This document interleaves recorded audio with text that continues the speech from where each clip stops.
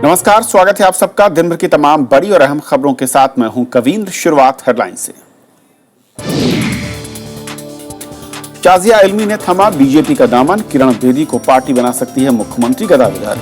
नई दिल्ली सीट से किरण बालिया कांग्रेस उम्मीदवार।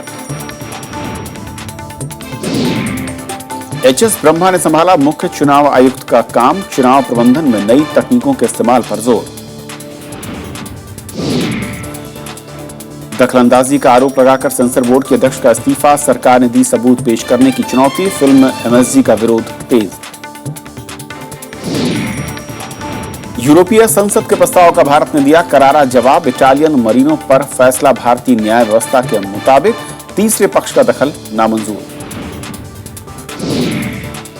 फ्रेंच पत्रकार शार्ली एब्दो के खिलाफ पाकिस्तान में हिंसक प्रदर्शन, कराची में गोलीबारी, एएफपी के फोटो पत्रकार समेत 3 जख्मी।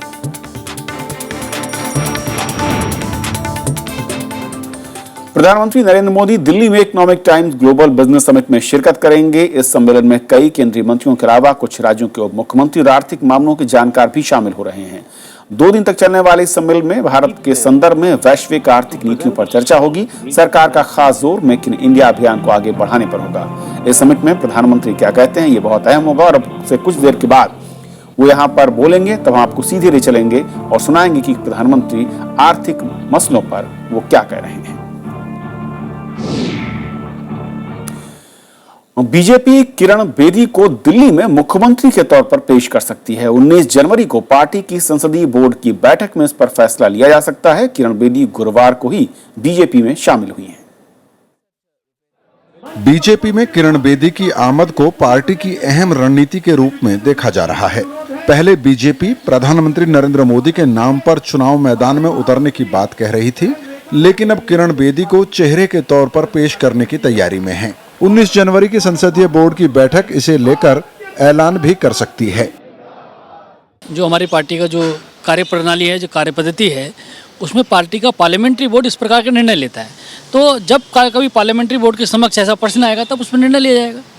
अभी मुख्यमंत्री के पद के बारे में कोई निर्णय पार्टी ने अभी तक नहीं लिया। बीजेपी की ये रणनीति हरियाणा, महाराष्ट्र और झारखंड के उलट है। यहाँ उसने चुनावों के बाद सीएम पर फैसला किया था। दिल्ली में आम आदमी पार्टी के नेता अरविंद केजरीवाल के मुकाबले किरण बेदी को लाने से बीजेपी को फायदा नजर आ रहा है। किरण बेदी ने भी कहा है कि वो किसी भी जिम्मेदारी के लिए तैयार है। I am a confident person, I know my self, और मैं एक जगह ऐसी जगह नहीं जाती, कोई जिम्मेवारी ऐसी नहीं लेती जो मैं समझती हूँ मैं उसके काबिल नहीं हूँ। बीजेपी किरण बेदी के नेतृत्व में दिल्ली चुनाव लड़ने की तैयारी तो कर रही है, लेकिन पार्टी के कुछ नेता असुरक्षित भी महसूस कर रहे हैं। बीजेपी भले ही ये दावा करे कि दिल्ली में किसी को मुख्यमंत्री के तौर पर पेश करना या ना करना उसका रणनीतिक फैसला होगा, लेकिन अगर बीजेपी दिल्ली में किसी को मुख्यमंत्री के तौर पर पेश करने पर विचार कर रही है तो ऐसा अरविंद केजरीवाल और आम आदमी पार्टी के दबाव में हो रहा है। कैमरामैन प्रेम सिंह के साथ श्याम सुंदर, राज्यसभा टीवी, दिल्ली। कल किरण बेदी तो आज शाजिया इल्मी भी बीजेपी में शामिल हो गई। दिल्ली चुनाव से पहले इसे आम आदमी पार्टी को टक्कर देने के लिए बीजेपी की रणनीति बताया जा रहा है। शाजिया ने कहा कि वो बदले की भावना से नहीं बल्कि सबको साथ में लेकर चलेंगी। दिल्ली बीजेपी के कार्यालय में पहुंचकर शाजिया इल्मी ने बीजेपी की सदस्यता ली।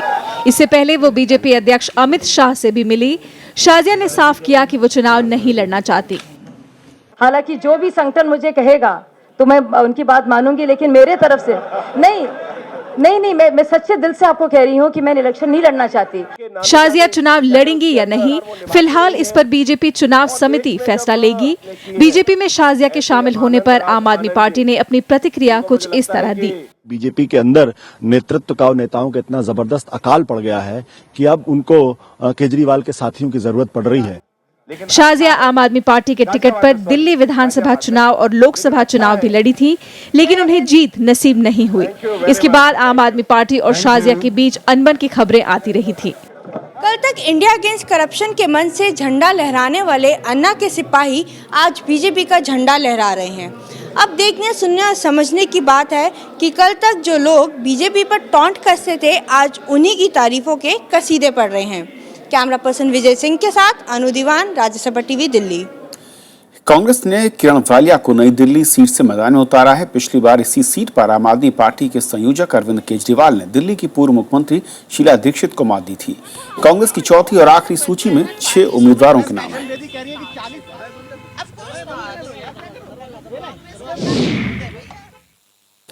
भारतीय युवा कांग्रेस ने भूमि अधिग्रहण अध्यादेश वापस न लेने पर देश भर में आंदोलन की चेतावनी दी है।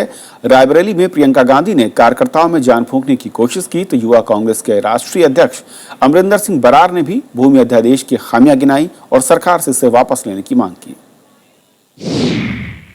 ये ऑर्डिनेंस हम किसान ये नहीं लाने देंगे और आंदोलन आने वाले दिनों में हम विधानसभा स्तर पर से लेकर पूरे प्रदेश तक, चाहे वो मुख्यमंत्री का घेराव और चाहे आने वाले दिनों में हमारे को संसद घेराव करना पड़े, चाहे मोदी जी का घेराव करना पड़े, लेकिन ये हम हरगिज नहीं होने देंगे, ये काला कानून नहीं आने देंगे। मुख्य चुनाव आयुक्त एच.एस. ब्रह्मा ने दिल्ली में निष्पक्ष विधानसभा चुनाव कराने को अपनी प्राथमिकता बताया। उन्होंने बेहतर चुनाव प्रबंधन के लिए आधुनिक तकनीक के इस्तेमाल पर जोर देने की बात कही।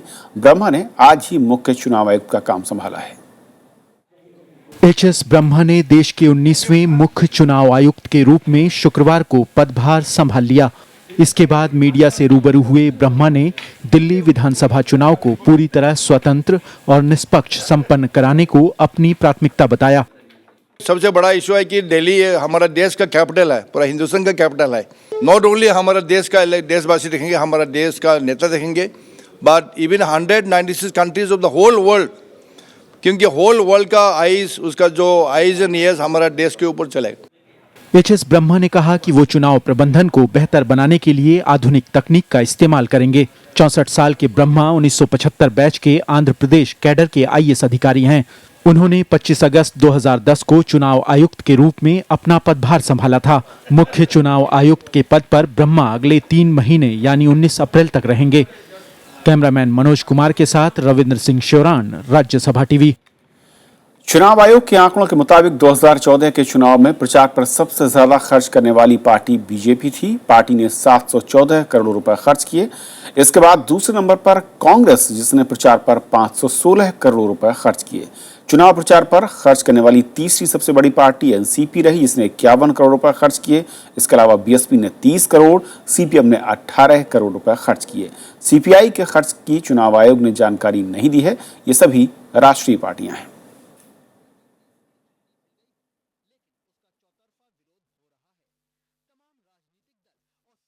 सेंसर बोर्ड की अध्यक्ष लीला सैमसन ने भ्रष्टाचार और कामकाज में हस्तक्षेप का आरोप लगाते हुए आज अपने पद से इस्तीफा दे दिया। इसके बाद बोर्ड की सदस्य इरा भास्कर ने भी पद छोड़ने का ऐलान कर दिया, लेकिन सरकार ने दखलंदाजी या दबाव की बात से इनकार करते हुए लीला सैमसन को सबूत देने की चुनौती दी है। सैमसन के इस्तीफे के पीछे फिल्म MSG के रिलीज को बड़ी वजह बताया जा रहा है। इस फिल्म का दिल्ली और पंजाब के कई शहरों में विरोध हो रहा है। डेरा सच्चा सौदा के प्रमुख गुरमीत राम रहीम की अभिनय वाली MSG फिल्म को लेकर कई राज्यों में विरोध हो रहा है। लीला सैमसन के इस्तीफे को भी इसी फिल्म से जोड़कर देखा जा रहा है। सेंसर बोर्ड ने पहले MSG को मंजूरी देने से मना कर दिया था, लेकिन गुरुवार को फिल्म सर्टिफिकेशन अपीलेट ट्रिब्यूनल ने इसे हरी झंडी दे दी। इसके तुरंत बाद लीला सैमसन ने इस्तीफा दे दिया। उन्होंने इस्तीफे के लिए बोर्ड के कामकाज में भ्रष्टाचार और सरकारी दखल को जिम्मेदार बताया है। हालांकि बोर्ड की सदस्य इरा भास्कर ने सरकारी दखलंदाजी की बजाय बोर्ड के कामकाज के तरीके से नाराजगी जताई है। कोई दबाव नहीं है और मेरा रेजिग्नेशन लेटर है वो रात को ही जाएगा, क्योंकि मैं इंटरनेशनल कॉन्फ्रेंस के बीच में हूँ। अगर हमारी आवाज़ कोई नहीं सुनता है और अगर बोर्ड का कोई फर्क नहीं पड़ता है तो जब तक चेयरपर्सन है हम लोग हैं, और जब नहीं रहेंगी तो फिर हम लोग नहीं रहेंगे। लेकिन सरकार ने किसी भी तरह की दखलंदाजी से इनकार किया है। ये एक गवर्नमेंट की पॉलिसी गाइडलाइंस के हिसाब से है और इसमें किसी ने कोई इंटरफेरेंस या कोअर्शन नहीं करा। और अगर जो चेयरपर्सन ऐसा समझती हैं तो सरकार के सामने वो पेश करें कोई चिट्ठी या कोई SMS जहां पर उनको किसी पर दबाव डाला जा रहा है। विपक्षी कांग्रेस ने लीला सैमसन के आरोपों को गंभीर बताया है। Many of the important people in important positions are not allowed to do their job. This is a very, very distressing situation. हालांकि MSG को लेकर विवाद इससे आगे भी है। फिल्म पर कई धार्मिक संगठनों ने आपत्ति जताई है और 18 जनवरी को होने वाली इसकी रिलीज को रोकने की मांग हो रही है। सिखों ने इस फिल्म से उनकी धार्मिक भावनाएं आहत होने की बात कही है। Bureau report, Rajya Sabha TV. और छोटा सा ब्रेक उस पार कुछ और बड़ी खबरें।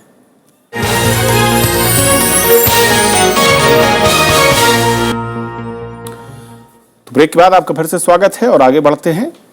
2012 में इटली के 2 नौसैनिकों के खिलाफ भारतीय मछुआरों की हत्या का आरोप लगा और ये मामला सुप्रीम कोर्ट में है, लेकिन यूरोपीय संसद ने उन्हें इटली वापस भेजने का प्रस्ताव पारित किया है। भारत ने इस प्रस्ताव पर कड़ा विरोध जताया।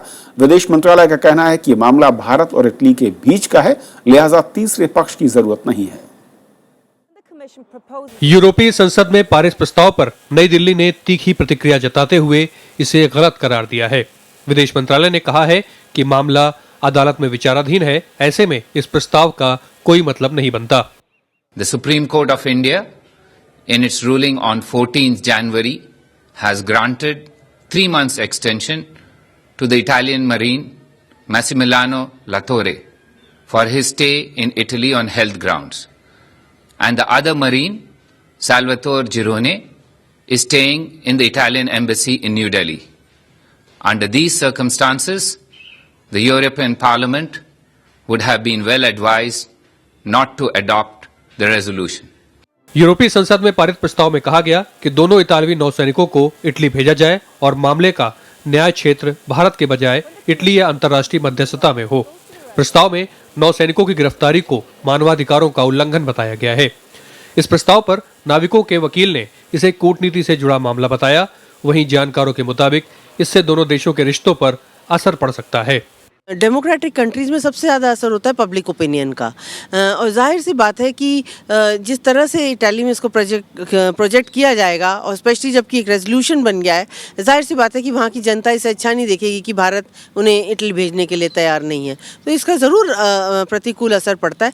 इटली के नौसैनिक मासिमिलियानो लातोर और साल्वातोरे गिरोने पर 15 फरवरी 2012 को केरल तट पर 2 भारतीय मछुआरों की हत्या का आरोप है। 14 जनवरी को सुप्रीम कोर्ट ने स्वास्थ्य कारणों के आधार पर इटालियन मरीन मासिमिलियानो लातोरे को 3 महीने इटली में और रहने की इजाजत दी थी। वहीं दूसरा नौसैनिक साल्वातोरे गिरोने दिल्ली में इटली के दूतावास में रह रहा है। भारत सरकार आखिर ऐसा कौन सा बीच का रास्ता निकालेगी जिससे मछुआरों की हत्या करने वालों को सजा भी दी जा सके और भारत इटली के संबंधों पर भी कोई बुरा असर ना पड़े। कैमरामैन राजेश अग्रवाल के साथ रविंद्र सिंह शोराण, राज्यसभा टीवी। जापान के विदेश मंत्री फुमियो किशिदा ने आज प्रधानमंत्री नरेंद्र मोदी से मुलाकात की। इस दौरान दोनों के बीच द्विपक्षीय रिश्तों को मजबूत करने पर बातचीत हुई। जापानी विदेश मंत्री किशिदा 3 दिन की भारत यात्रा पर आज सुबह ही दिल्ली पहुंचे हैं। वो शनिवार को विदेश मंत्री सुषमा स्वराज के साथ 8वें दौर की भारत जापान सामरिक वार्ता में हिस्सा लेंगे। अगस्त में प्रधानमंत्री की जापान यात्रा के दौरान अगले 5 साल में जापान 2 लाख करोड़ रुपए के अधिक के निवेश का भारत में उसने ऐलान किया था। पेट्रोल की कीमत में 2 रुपए 42 पैसे की कटौती की गई है, तो वहीं डीजल 2.25 रुपए प्रति लीटर सस्ता हुआ है। लेकिन सरकार ने पेट्रोल डीजल पर 2 रुपए प्रति लीटर के लिहाज से एक्साइज ड्यूटी भी बढ़ा दी है। अगर सरकार एक्साइज ड्यूटी न बढ़ाती तो दामों में कमी 4 रुपए से ज्यादा की हो सकती थी। नवंबर के बाद से एक्साइज ड्यूटी में चौथी बढ़ोतरी है, जिससे सरकार को 20,000 करोड़ रुपए मिलेंगे। अंतर्राष्ट्रीय बाजार में कच्चे तेल के दाम 6 साल के निचले स्तर $46 प्रति बैरल पर पहुंच चुके हैं। दिल्ली के धौलाकुआं इलाके में आईजीएल की गैस पाइपलाइन में आज सुबह आग लगने से अफरा तफरी मच गई। राहत की बात यह रही कि वक्त रहते आग पर काबू पाने से एक बड़ा हादसा टल गया, लेकिन एक ऑटो चालक आग की चपेट में आ गया। दक्षिणी दिल्ली के धौलाकुआं इलाके में शुक्रवार की सुबह करीब 9:30 बजे इसी गैस पाइपलाइन में रिसाव के बाद आग लग गई। वेंकटेश्वर कॉलेज के नजदीक लगी इस आग में एक ऑटो चालक झुलस गया, साथ ही 3 गाड़ियां भी इसकी चपेट में आ गई। दमकल की 10 गाड़ियों की मदद से आग पर काबू पाया जा सका। Gas authority of India limited की मेन पाइपलाइन है, उसके अंदर पंचर हो गया था, उसी की गैस लीक थी, उसी के अंदर आग थी। ऑटो लेके निकल रहा था, अचानक उस सीवर में से एकदम से आग सी निकली, पीछे ऑटो ने पकड़ ली आग। उसके बाद फिर मैं घबरा के एकदम से ऑटो से गिर गया, तो आग की लपट आई, तो उससे मेरा चेहरा जल गया और हाथ। Gas authority of India limited के मुताबिक पीडब्ल्यूडी के कर्मचारी बगैर इजाजत सड़क के अंदर ड्रिल कर रहे थे, जिसकी वजह से ये हादसा हुआ। यहाँ पे पीडब्ल्यूडी और एचसीसी हिंदुस्तान कंस्ट्रक्शन कंपनी होगी कोई, उनके द्वारा बिना परमिशन लिए हुए, हम लोगों से कोई परमिशन नहीं था, ये लोग यहाँ पे ड्रिलिंग कर रहे थे पाइप, ये ड्रिलिंग कर रहे थे और वो सीधे ड्रिलिंग जाकर हमारे गैस पाइपलाइन में पंक्चर हुई है, जिसके चलते फायर वहाँ से गैस वहाँ से लीक हुई है। दिल्ली में आईजीएल की इस मेन पाइपलाइन से कई इलाकों में पीएनजी और सीएनजी की सप्लाई होती है, लिहाजा इसे काफी सुरक्षित माना जाता है। बावजूद इसके इस तरह का हादसा कई सवाल खड़े कर रहा है। विपिन चौहान, राज्यसभा टीवी। पाकिस्तान के कराची में जमात इस्लामी का फ्रांस की पत्रिका शार्ली एब्दो के खिलाफ प्रदर्शन उस वक्त उग्र हो गया जब पुलिस ने उन्हें फ्रांसीसी वाणिज्य दूतावास की ओर बढ़ने से रोक दिया। विरोध प्रदर्शन के दौरान एएफपी के एक फोटो पत्रकार को गोली लग गई, जबकि 3 और लोग घायल हो गए। प्रदर्शनकारियों और पुलिस के बीच झड़पें हुई। इसके बाद पुलिस को हिंसक भीड़ पर काबू पाने के लिए आंसू गैस और लाठीचार्ज करना पड़ा। प्रदर्शन को देखते हुए कराची में सुरक्षा कड़ी कर दी गई। पाकिस्तान के पेशावर और मुल्तान में भी पत्रिका का विरोध हुआ है।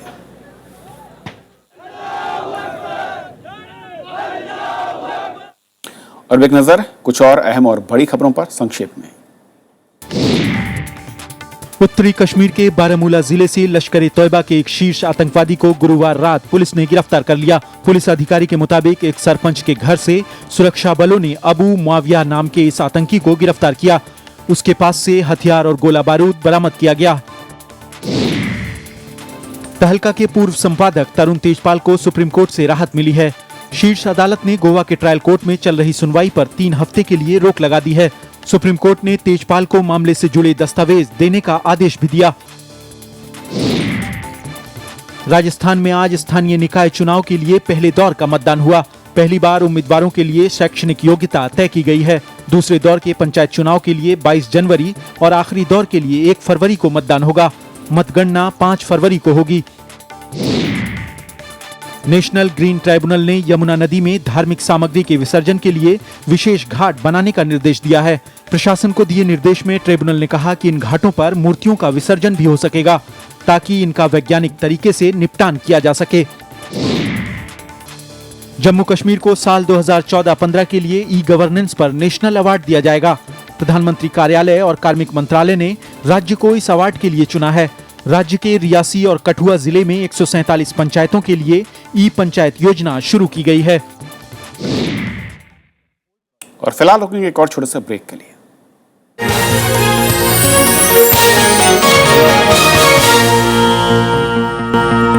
और सीधे रुक करेंगे इस वक्त प्रधानमंत्री नरेंद्र मोदी, जो कि दिल्ली में ईटी ग्लोबल बिजनेस समिट में शिरकत कर रहे हैं। I am happy to be here today to address this Global Business Summit. This is a good platform for bringing together economists and industry leaders.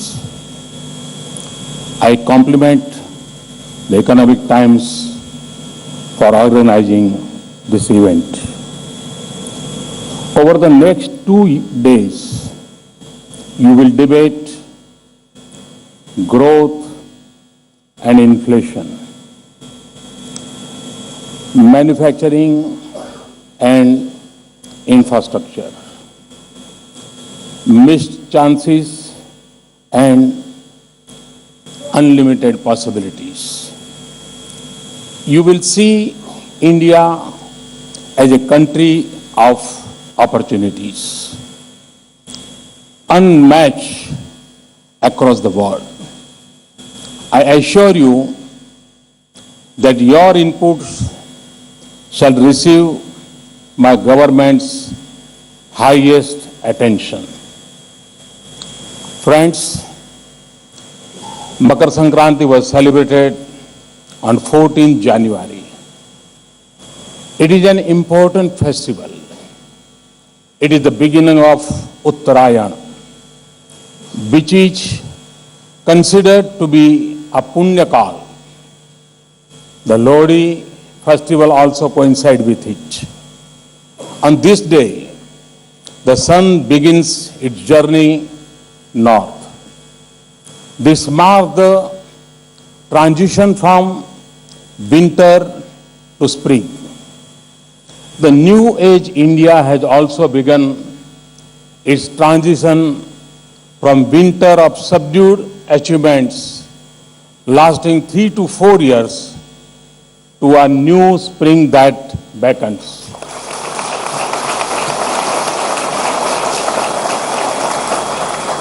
The country had fallen into deep despair with two back-to-back years of below 4% growth and governance at rock bottom. A series of scams from telecom to coal had paralyzed the economy. We deviated from the dream of India as a land of opportunity.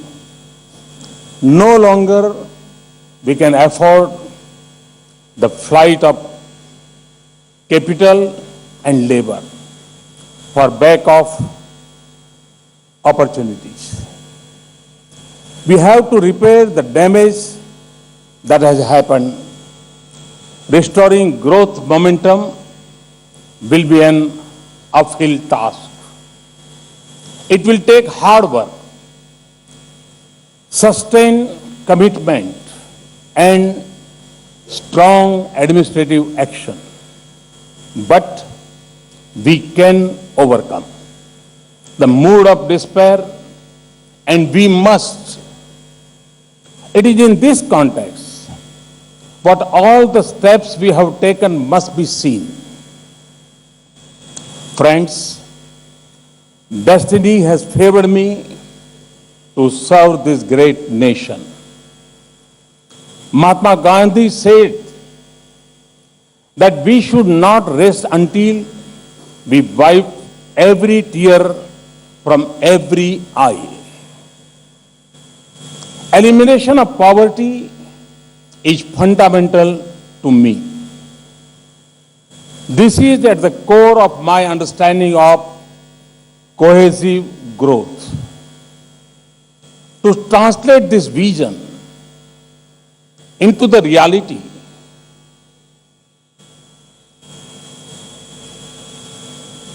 of a new age India, we must be clear about our economic goals and objectives. The government must nurture an ecosystem where the economy is primed for growth, and growth promotes all-round development, where development is employment generating and employment is enabled by skills, where skills are synced with production and production is benchmarked to quality, where quality meets global standards and meeting global standards drive prosperity.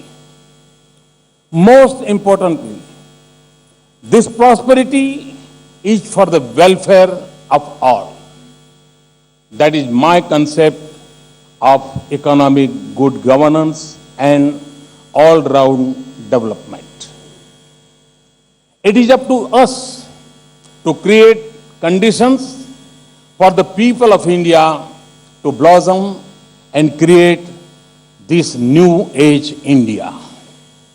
Friends, let me outline what we are doing to usher in this new spring. My government is moving fast in designing policies and laws to promote growth. This is where I seek everybody's cooperation. First, we are committed to achieving the fiscal deficit target announced in the budget. We have worked systematically in this direction. Many of you practice Kaizen in your companies. Reducing wastage means cutting excess and preventing misuse. This requires self-discipline. That is why we have the Expenditure Management Commission to suggest cuts in wasteful expenditure.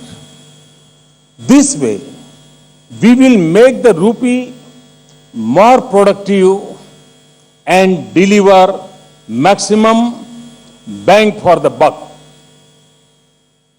Second, the petroleum sector has been major reforms. Diesel prices have been deregulated. This has opened up space for private players to enter into the petroleum retail. Gas prices have been linked to international prices. This will bring a new wave of investment. It will increase supplies. It will resolve problems in the key power sector. Today, India's cooking gas subsidy is the world's largest cash transfer program. Over 80 million households receive subsidy directly as cash in their bank accounts. This is 1/3 of all households in this country. This will completely eliminate leakages.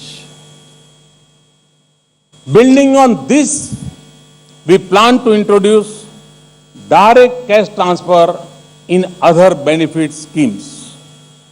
Third, inflation has been controlled through firm measures.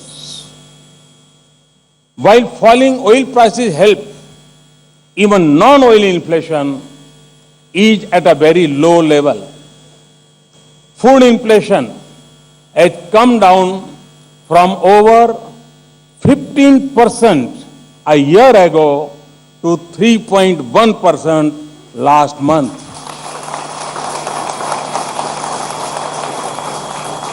This set the stage for RBI to reduce interest rates and push growth in a stable manner.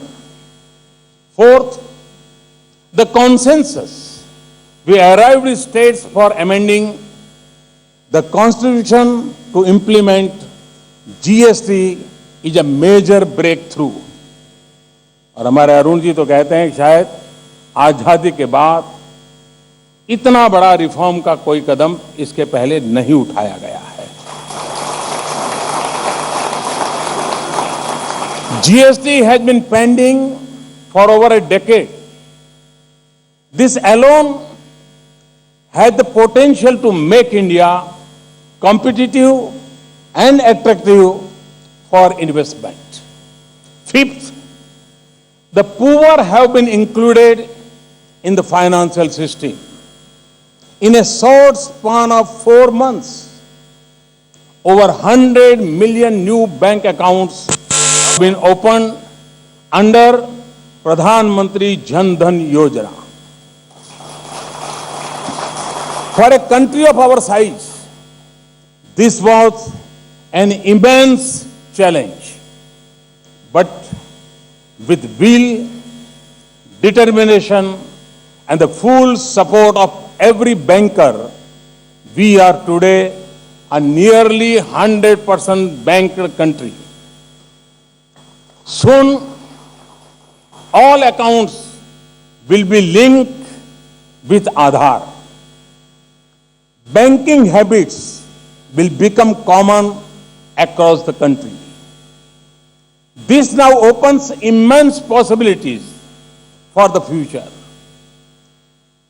People's saving will rise.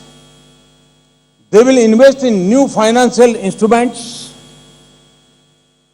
1.2 billion people can hope for pensions and insurance. As the nation progresses, these bank accounts will drive demand and growth. We have always debated about social unity, national unity, and so on. But we have never debated about financial unity, about bringing everyone into the financial system. This is one cause which both capitalists and socialists agree on. I don't think there will be a dispute between two. What, my friends, can be a bigger reform?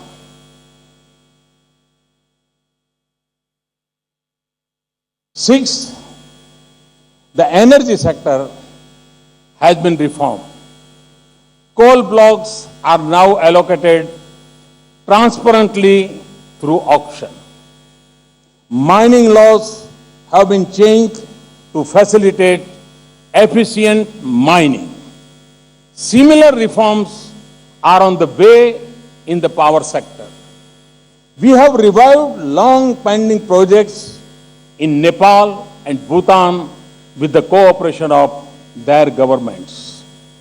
Steps are being taken to deliver 24/7 power for all using every possible source, including renewable energy.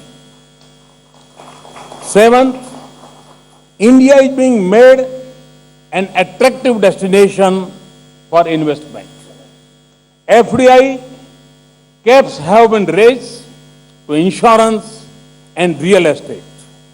FDI and private investment are being promoted in defense and railways. The Land Acquisition Act has been amended to smoothen the process and speed up matters. This will give a thrust to infrastructure and manufacturing while protecting the compensation to farmers. Eighth, infrastructure is being given a boost. Greater investment is planned in railways and roads. New approaches and instruments are being put in place to unlock their potential. Ninth, transparency and efficiency in governance and institutional reforms are essential elements for rapid growth. These, along with a positive regulatory framework, tax stability, and ease of doing business, are being pushed ahead at top speed. For instance, recently assured public sector banks, they will have total autonomy in taking business decisions without any interference from government on loans and their operations. और मैंने जब bank की meeting में कहा, मैं आपको कहता हूं उनके लिए सरप्राइज था। मैं उनसे कहा, आपको इस काम में कभी पीएमओ से फोन नहीं आएगा, और मैं मानता हूं इससे बड़ा कोई कॉन्फिडेंस लेवल नहीं हो सकता है, और यही है जो ट्रांसपेरेंसी लाती है। We need to use technology to deliver good governance, whether it is a simple one like biometric based attendance, which has improved office attendance and work culture, or a cutting edge one like space technology in mapping and planning. I intend to launch a massive national program for PDS computerization. The entire PDS supply chain, public distribution system, from the FCI godown to the ration shop and consumer will be computerized. Technology will drive welfare and efficient food delivery. A major institutional reform is the move away from merely planning to transforming India. The setting up of the National Institution for Transforming India, Niti Aayog, is a step in this direction. This will take the country forward on the path of cooperative federalism. And when I say cooperative federalism, with a competitive zeal. Country requires cooperative, competitive federalism. There must be competition between states. There must be competition between states and center.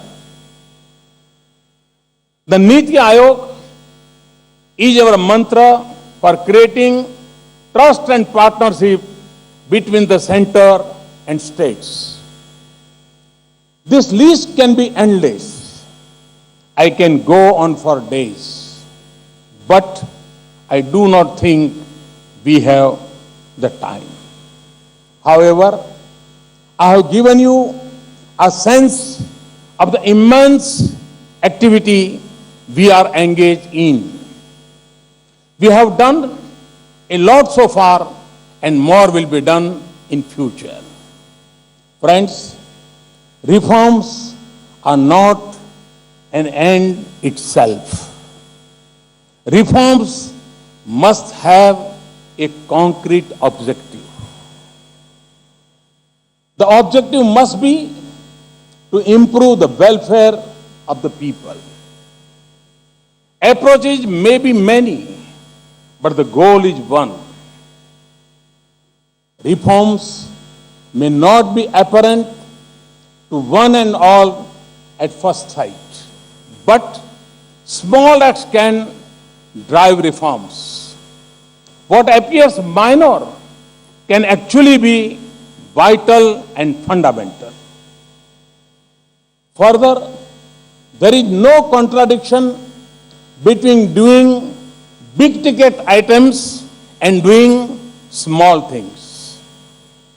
One approach is to have new policies, programs, large projects, and path-breaking changes. Another approach is to focus on the small things that matter. Create a people's movement and generate mass momentum, which then drives development. We need to follow both paths. Let me explain this a bit. Generating 20,000 megawatt of power attracts a lot of attention. That is important.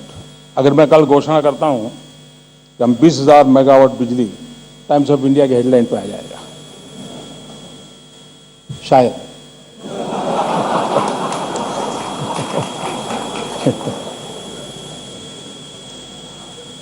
At the same time, 20,000 megawatt of power can be saved through a people's movement for energy efficiency. The end result is similar. The second is more difficult, but is as important as the first. In the same way, improving 1,000 primary schools is as important as opening a new university. The new aims we are setting up will improve public health in the same way as our promise of health assurance. To me, health assurance is not a scheme. It is about ensuring that every rupee spent on health is well spent, that every citizen has access to proper health care. Similarly, when we do Swachh Bharat, it has multiple impacts. It is not just a fad or a slogan. It changes people's mindset. It changes our lifestyle. Swachhta becomes a habit. Waste management generates economic activity. It can create lots of Swachhta entrepreneurs. The nation gets identified with cleanliness. And of course, it has a huge impact on health. After all, diarrhea and other diseases cannot be defeated without Swachhta. The mantra of independence was सत्याग्रह. महात्मा गांधी ने पूरी आजादी का केंद्र बिंदु शब्द रहा था सत्याग्रह. And the warriors were satyagrahi. The mantra New Age India must be Swachhagrah. Like Satyagrah, Swachhagrah. And the warriors will be Swachhagrahi. Like Satyagrahi, Swachhagrahi. Take the case of tourism. It is an untapped economic activity. But tapping it requires a Swachh Bharat. It needs improvement in infrastructure and telecom connectivity. It requires better education and skill development. Therefore, a simple goal can generate reforms in multiple sectors. People must understand the Clean Ganga program. Clean Ganga program as an economic activity. The Gangetic plains account for 40% of our population. They have over 100 towns and thousands of villages. Improving Ganga will develop new infrastructure. It will promote tourism. It will create a modern economy helping millions of people. In addition, it preserves the environment. Railway is another example. There are thousands of railway stations in the country where not more than 1 or 2 trains stop in a day. These facilities created at a cost remains unused for most of the day. हमारे देश की जो railway station है छोटे छोटे गांव के, वहां ऑप्टिकल फाइबर नेटवर्क भी है, इलेक्ट्रिसिटी भी है. उससे 2 किलोमीटर दूर गांव में बिजली नहीं है. क्या हम इस रेलवे स्टेशन को, जो कि 1 या 2 ट्रेन आती है, वहीं पर स्किल डेवलपमेंट के सेंटर खड़े करें, उस बिजली का उपयोग करें, ऑप्टिकल फाइबर नेटवर्क का उपयोग करें, और उसी इंफ्रास्ट्रक्चर का मल्टीपल यूटिलिटी हो सकता है कि नहीं हो सकता?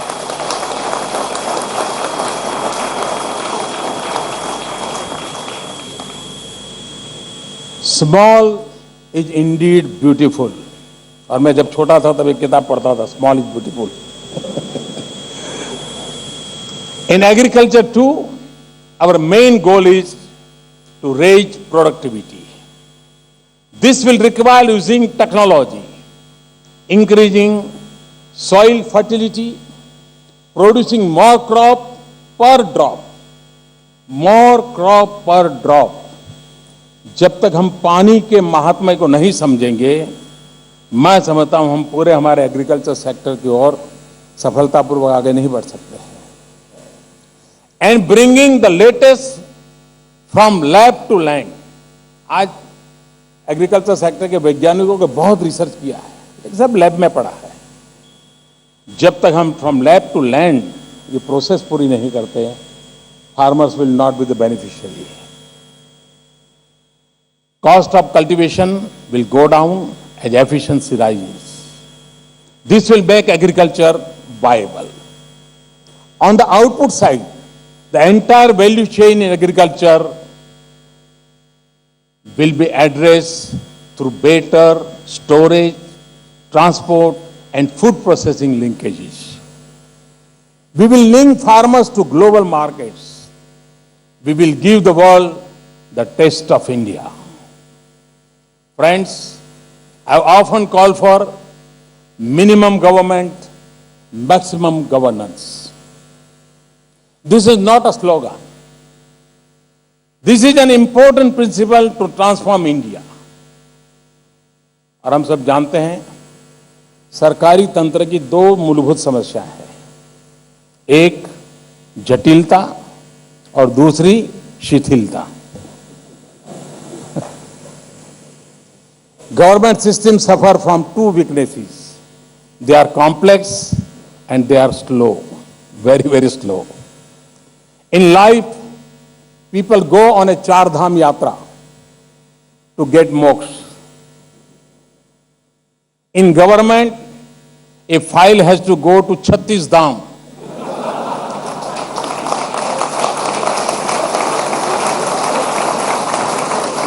And yet not get moksha.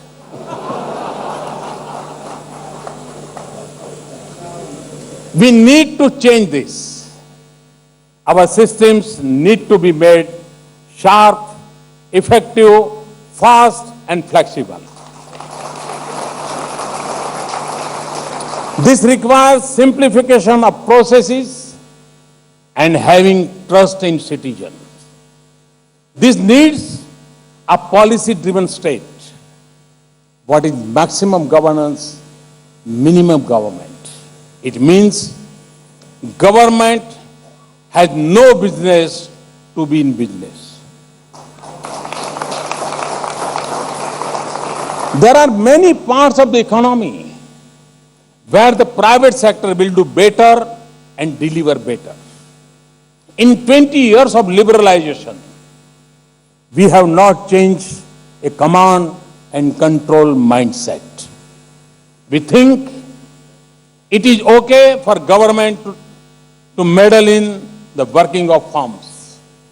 This must change, but this is not a call for anarchy. First, we need to focus government upon the things that are required of the state. Second, we need to achieve competence in government so that the state delivers on the things it set out to do. Why do we need the state? There are 5 main components. The first is the public goods, such as defense, police, judiciary, etc. The second is externalities which hurt others, such as pollution. For this, we need a regulatory system. The third is market power, where monopolies needs controls. The fourth is information gaps, where you need to someone to ensure that medicines are genuine, and so on. Last, we need a well-designed welfare and subsidy mechanism to ensure that the bottom of society is protected from deprivation. This specially includes education and healthcare. These are 5 places where we require government. In the 5 areas where we need government, we require competent, efficient, and non-corrupt arms of government. We in government must constantly ask the question, how much money I'm spending and what outcomes am I getting in return? For this, government agencies have to be improved to become competent. This requires rewriting some laws. Laws are the DNA of government. They must evolve with time. India is a $2 trillion economy today. Can we not dream of an India with a $20 trillion economy? Should we not create the environment for this to happen? We are preparing the ground for it. This is hard work. I know very well. This is hard work. Quick and easy reforms will not be enough for creating a fast-growing economy. That is our challenge, and that is what we aim to do. Digital India and Skill India are attempts in this direction. Digital India will reform government systems, eliminate waste, increase access, and empower citizens. It will drive the next wave of growth, which will be knowledge driven. Broadband in every village with a wide range of online services will transform India in a manner we cannot foresee. Skill India will harness the demographic dividend which everyone talks of. Friends, improvement in governance is a continuous process. We are making changes wherever acts, rules and procedures are not in tune with needs. We are cutting down on multiple creases that jog investment.